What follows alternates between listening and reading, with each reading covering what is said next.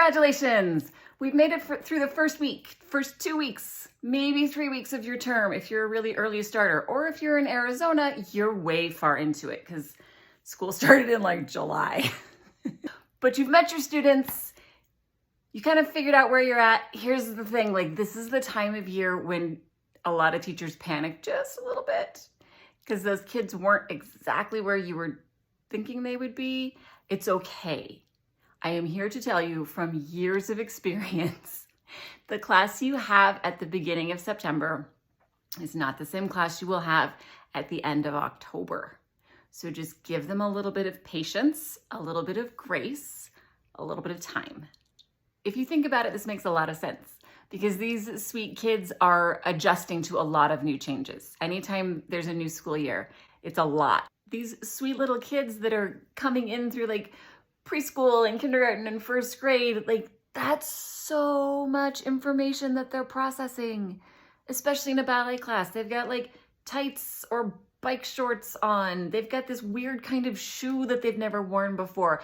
There's a wall full of mirrors. Do you know how much fun it is to look at yourself? Do you know what it's like to look in a mirror? Of course you do. Everybody knows what it's like to look in a mirror because we all have. Good luck keeping them from licking that mirror. Yes, keep them from licking the mirror. But to be fair, that's a childhood experience that we all had. If they switched from elementary school to middle school or middle school, junior high to high school, that was hard. Think back, that was hard when you were in 5th and 6th and 7th grade and going through your mandatory awkward phase. It was hard. And that took up a lot of your brain space and your coping skills. Or if they're already in high school and they decided to add a sport, or they decided to add another AP class or whatever, they are adjusting to a lot. They have a new teacher at school. That teacher has different expectations and a rhythm and a personality that they're trying to get used to. If they've never had you before, guess what?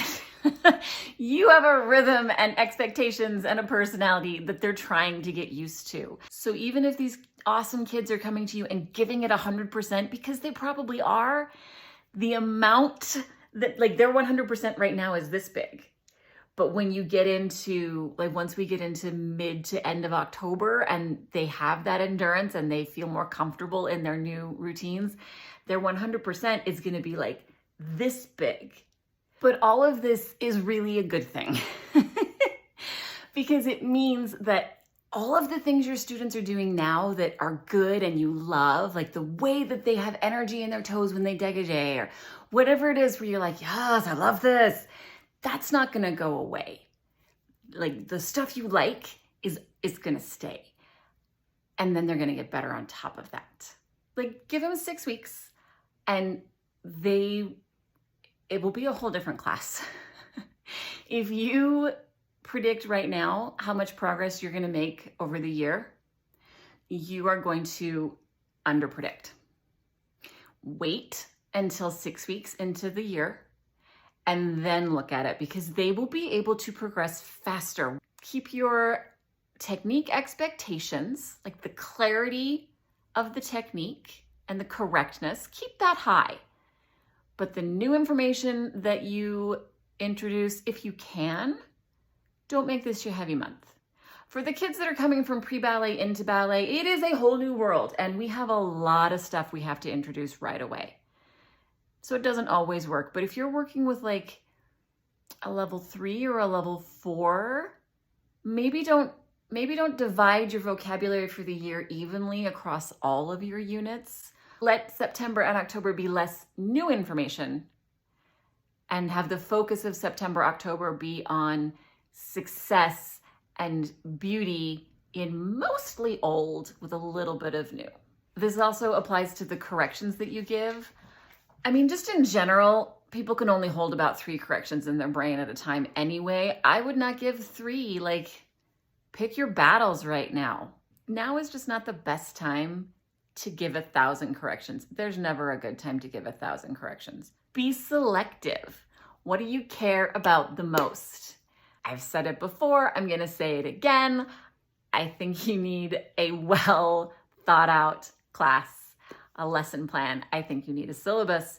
If you want help with that, reach out to me. I am happy to help you with lesson planning tips so that you are able to focus. I have a whole thing written up about what I call the attention triangle, which helps you decide what are you going to pay attention to so that when the kids come in overwhelmed like this, you can simplify without feeling like you've dumbed anything down. If you give kids a little bit of grace in the first 6 weeks of the year, it pays off. It really does. If you just can give them that little bit of space and time, they will more than make up for it later.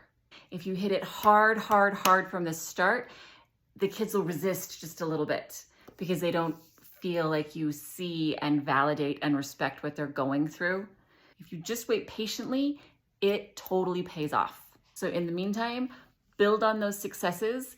Take the fun steps that they mastered last year and put those in as many things as you can figure out so they get to do the things they enjoy and the things that they feel successful at. Keep your focus on 1, maybe 2 main themes and just give it 6 weeks. If you build the rapport now and you let your students know that you see all the work they're doing outside of class and you respect how hard they're working for you and for their other teachers and in their families because they have chores at home, when they know that you see them and you care about them as people, as soon as they have more energy to give, they will give you so much. So September is the time to offer a little bit of grace and patience. And then after the kids have about 6 weeks, you will have the opportunity to make so much progress so much faster.